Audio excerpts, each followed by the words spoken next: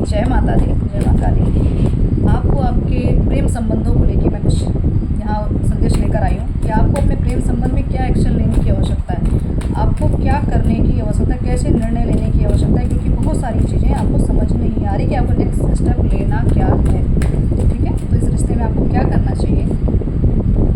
आपको पिछली चीज़ों को, मतलब गई चीज़ों को, जो एक तरह से भूतकाल में जो चीज़ें हो चुकी है, पास्ट में जो हो चुकी है, उनको छोड़ के आपको सिर्फ यहाँ पे धैर्य रखने के लिए कहा जा रहा है। ठीक है, इस धैर्य को बढ़ाइए, धैर्य की शक्ति को बढ़ाइए। आपको धैर्य से जुड़ना है, क्योंकि कुछ चीज़ें हैं जो अपने एक तरह से एनर्जी अपना काम कर रही है। आपको एक तरह से पॉजिटिव रहना है, आपको एक ऐसी ऊर्जा अपने अंदर रखनी है कि चीज़ें होंगी, पॉजिटिव होंगी, जो आप चाह रहे हैं वही होगी। ठीक है, तो आपको यहाँ पॉजिटिव मोड पे रहना है। चीज़ें, क्योंकि अगर बार बार पास्ट की चीज़ें सोचेंगे तो आप उसी एनर्जी को अपनी तरफ खींच रहे हैं, आकर्षित करें, इसलिए आपकी चीज़ें रुक रही हैं। तो आपको कहा जा रहा है पूर्णतः अपने आप को एक तरह से उस एनर्जी से बाहर निकालें, अपनी प्रोटेक्शन को बढ़ाएं। यहाँ पे कुछ चीज़ें हैं जो आपको प्रोटेक्टेड कर रही हैं, चीज़ों को, आपके बर्डन को दूर किया जा रहा है। आप यहाँ टेंशन, प्रेशर, जिम्मेदारी की वजह से आप अपनी जिम्मेदारी थोड़ा हल्का करें। खुद की हीलिंग बहुत आवश्यक है इस समय आपके लिए।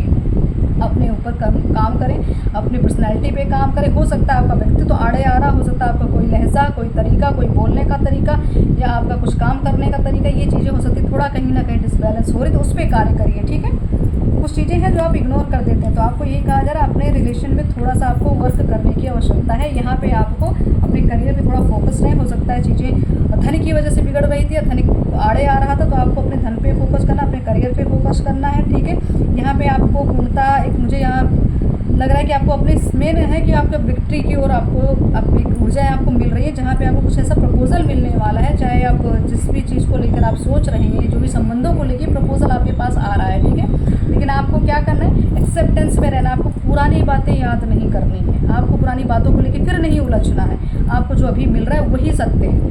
इसी के ऐसा एक तरह से मैं कहूँ, ऐसे भाव आप में होने चाहिए कि अंत भला तो सब भला।